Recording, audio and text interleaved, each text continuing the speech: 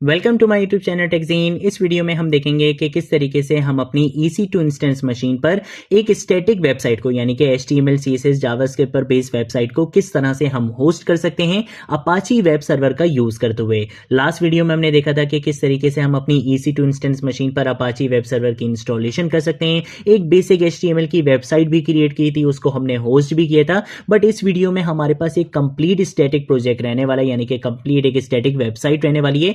इस complete static website को हम क्या करेंगे, होस्ट करेंगे अपनी EC2 इंस्टेंस मशीन पर अपाची वेब सर्वर का यूज करते हुए। अगर आप लोगों ने अभी तक इस प्लेलिस्ट को एक्सेस नहीं करा है तो भाई क्या कर रहे हो यार, जल्दी से इस प्लेलिस्ट को एक्सेस करो, ज्यादा से ज्यादा शेयर करो, क्योंकि यहां पर आपको डेवऑप्स बिल्कुल स्टार्टिंग से लेकर एंड तक सिखाई जाएगी। ठीक है, आप यहां पे देख सकते हो कि मेरी जो EC2 इंस्टेंस मशीन है वो यहाँ पे क्या है, अभी रनिंग स्टेट में है, यानी कि मैं इसके ऊपर अभी इजीली काम कर सकता हूं। ठीक है, मैं क्या करूंगा, मैं आ जाऊंगा यहाँ पे टर्मिनल में, क्योंकि मैं नहीं चाहता कि यार मुझे सारा काम यहाँ पे GUI बेस करना पड़े। मैं क्या करूंगा, मुझे पता है कि मैं SSH का यूज करते हुए अपनी EC2 इंस्टेंस मशीन का लॉगिन एक्सेस ले सकता हूं, तो मैं यहाँ पे वही काम सबसे पहले करने वाला हूं। ठीक है, हम यहाँ पे आके क्या करेंगे, हम यहाँ पे आके SSH का कमांड यहाँ पे रन करेंगे। मैं यहाँ पे लिखूंगा -i का मतलब है कि मैं यहाँ पे अपनी आइडेंटिटी फाइल का पाथ देने वाला हूं, और आइडेंटिटी फाइल बेसिकली मेरी किस नाम से है, मेरी आइडेंटिटी फाइल है my-server my-web। ठीक है, web-server-key.pem। ठीक है, अगर आपने यहाँ पे अपना टर्मिनल कहीं और डायरेक्टरी में खोला हुआ होगा तो फिर आपको यहाँ पे इस फाइल का कंप्लीट पाथ देना पड़ेगा।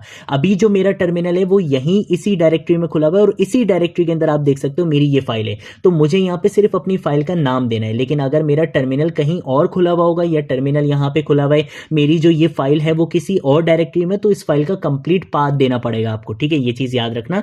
फिर उसके बाद मैं क्या करूंगा, मैं यहाँ पर आऊंगा, यहाँ पर आकर हम लिखते हैं EC2-यूजर, जो बेसिकली क्या है, हमारे AMI का यूजर नेम है। और हम AMI कौन सा यूज कर रहे हैं, हम बेसिकली यूज कर रहे हैं अमेजॉन लिनक्स का। ठीक है, तो ये उसका क्या है, बेसिकली यूजर नेम है। यहाँ पर अगर हम क्या करेंगे, बेसिकली @ का साइन लिखेंगे, और अब हमें चाहिए होती है हमारी EC2 इंस्टेंस मशीन की पब्लिक IP एड्रेस। ठीक है, तो मैं यहाँ पर आऊंगा, इसके पब्लिक IP एड्रेस को कॉपी करूंगा, यहाँ पर लाकर इसके पब्लिक IP एड्रेस को पेस्ट करूंगा, एंटर प्रेस करूंगा। ये SSH क्या करेगा, बेसिकली हमें लॉग इन एक्सेस दे देगा हमारी EC2 इंस्टेंस मशीन का, जो कि मुझे यहाँ पर मिल चुका है। मैं यहाँ पर आकर एक बार क्या कर दूंगा, क्लियर कर दूंगा।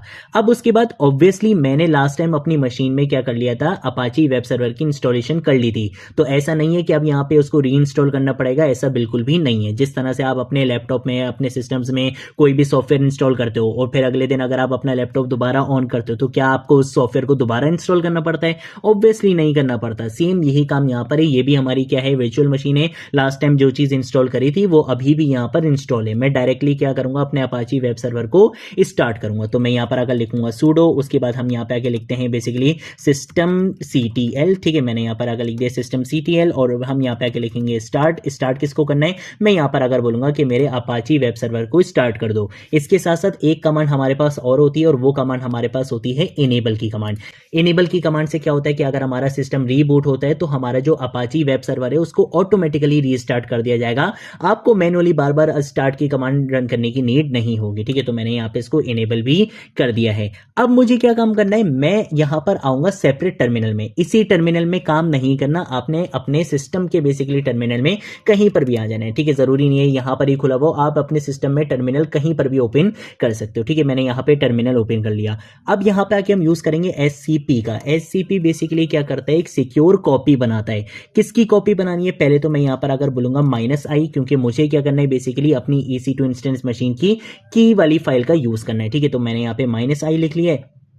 अब यहां पर आकर मैं सिर्फ अपनी इस फाइल का नाम नहीं लिखूंगा, जैसे पहले मैंने यहां पे इस फाइल का नाम लिखा था। इस फाइल का नाम उस टाइम क्यों लिखा था, क्योंकि हमारा टर्मिनल यहीं पर ही खुला हुआ था। बट अभी हमारा टर्मिनल कहीं और खुला हुआ है, तो मुझे क्या करना पड़ेगा, इस फाइल का कंप्लीट पाथ देना पड़ेगा। तो मैं यहां पर आऊंगा, यहां पर लाकर इसको पेस्ट करूंगा, और अब अपनी फाइल का नाम बताऊंगा कि my-web-server-key.pem। ठीक है, मैंने यहाँ पे अपनी फाइल का कंप्लीट नाम बता दिया है। अब मैं बोलूंगा कि ये जो ऑपरेशन रहेगा, बेसिकली जो आपने कॉपी करवाना है वो आपने रिकर्सिवली कॉपी करवाना है, कि आपके फोल्डर के अंदर जितनी भी चीजें हो, सारी चीजों को आपने क्या करना है, कॉपी करना है। लेकिन उससे पहले हमें क्या बताना पड़ेगा, अपने प्रोजेक्ट का पाथ बताना पड़ेगा। ठीक है, तो मेरे प्रोजेक्ट का पाथ क्या है, मेरे प्रोजेक्ट का पाथ ये है। यहाँ पे मैं इसको क्या करूंगा, कॉपी करूंगा। मेरे प्रोजेक्ट के अंदर यहाँ पे डायरेक्टरीज भी हो सकती हैं, इमेजेस भी हो सकती हैं, मल्टीपल फाइल्स भी हो सकती हैं, कोई भी चीज हो सकती है। बस ये मेरा प्रोजेक्ट है, इसके अंदर कुछ भी हो मुझे फर्क नहीं पड़ता, मेरी स्टैटिक वेबसाइट है। ठीक है, तो मैंने यहाँ पर इसके प्रोजेक्ट का यहाँ पे क्या दे दिया, पाथ दे दिया है। देन उसके बाद हमें यहाँ पर आकर बताना होता है अपने AMI का यूजर नेम, वो बेसिकली क्या है, EC2 डैश यूजर है, ठीक है। तो मैं यहाँ पे लिख दूंगा EC2 डैश यूजर और उसके बाद हमें यहाँ पे @ का साइन लिखना है। दोबारा क्या चाहिए, अपनी EC2 इंस्टेंस की पब्लिक आईपी चाहिए, वो पब्लिक आईपी कॉपी कर ली, यहाँ पर लाकर वो भी पेस्ट कर दी। और मैं बोलूंगा कि भाई हमारी EC2 इंस्टेंस मशीन में डायरेक्टली ले जाकर इस प्रोजेक्ट की फाइल्स को कॉपी नहीं करवा देना, बल्कि क्या करना है, EC2 इंस्टेंस मशीन में आपने एक काम ये करना है कि आपने वहां पर जाकर एक टेम्परेरी फाइल बनानी है, ठीक है। तो मैंने यहाँ पर अगर लिख दिया टेम्परेरी, क्या आपने क्या करना है, एक टेम्परेरी डायरेक्टरी बनानी है और उसके अंदर क्या करना है, इन सारी फाइल्स को बेसिकली सेव करवाना है, स्टोर करवाना है, ठीक है। तो इसने यहाँ पर आकर बोल दिया कि भाई आपके प्रोजेक्ट के अंदर एक index.html की फाइल थी और एक script.js की फाइल थी। आप यहाँ पे देख भी सकते हो, एक index.html की फाइल थी और एक script.js की फाइल थी। इसने बोला कि भाई मैंने EC2 इंस्टेंस मशीन में एक डायरेक्टरी बनाई है टेम्परेरी यानी कि TMP के नाम से, वहां पर मैंने इन दो फाइल्स को कॉपी कर दिया है, ठीक है। तो अब यहाँ पे इसका कोई काम नहीं है, मैं इसको यहाँ पे क्लोज कर दूंगा। मैं आ जाऊंगा यहाँ पे, सबसे पहले मैं यहाँ पे लिखूंगा sudo rm का मतलब होता है रिमूव करना, -f का मतलब है फोर्सफुली। मैं यहाँ पे बोलूंगा कि आपने क्या करना है, फोर्सफुली किसी चीज को रिमूव करना है। किस चीज को रिमूव करना है, मैं यहाँ पर आकर कंप्लीट पाथ दूंगा कि भाई यहाँ पर आपने जाना है और यहाँ पर एक बेसिक क्या होती है, आपके पास एक बाय डिफॉल्ट HTML की फाइल होती है, उसको क्या कर दो भाईजान, रिमूव कर दो। तो हमने उसको क्या करवा दिया, यहाँ पे रिमूव करवा दिया है। अब मैं बोलूंगा कि आपने क्या करना है, कॉपी करना है। तो मैंने यहाँ पे लिख दिया sudo cp और मैं बोलूंगा रिकर्सिवली आपने क्या करना है, कॉपी करना है। कहां से कॉपी करना है, मैं बोलूंगा कि टेम्परेरी फोल्डर के अंदर आपको एक फोल्डर मिलेगा, किस नाम से, प्रोजेक्ट के नाम से।